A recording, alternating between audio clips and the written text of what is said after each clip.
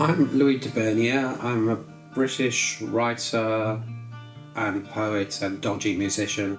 It's my first book that's to be published that's set in the future. It's set in the near future, and ultimately it's about what happens when somebody works out how to use the most advanced types of computers for example, close down the grid, so that we're all sort of thrust straight back into the early 19th century. I have a character who's getting worried about this because he's one of the people who knows how to do it. So he buys a ruined farmhouse on Bodmin Moor where he can feel safe with his family and friends. All of my books are actually about the different kinds of love, so this book is really about relationships like all my others. Most of us were glued to our screens, often 3 or 4 at once, or inhabiting the metaverses conjured up within our 3D helmets, fueled by ingenious aphrodisiacs, seeking ever more sensation from our sex box. Tourism is one of the best things about being a successful writer, I think.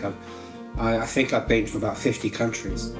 And the tourism is always at other people's expense. You get treated fantastically well. I mean, people are interested in you because you're only with them for a few hours. I don't have a chance to bore anyone, really. And no, I really love it. The other thing is I'm a sociable loner. My grandfather used to call himself. I like to be on my own, but I also like to go out and be sociable. So doing festivals is the social part of my life, and the writing is the solitary part. If you don't go out and do this kind of thing, you have the feeling of living in a vacuum.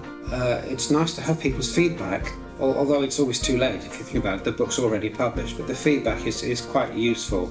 You know, even my daughter's feedback. Too many words, Daddy. So I like that. And then there's a sort of romantic in me as well, which thinks, one day if I travel long enough, I'll meet the ideal woman. So that's always an incentive to go out.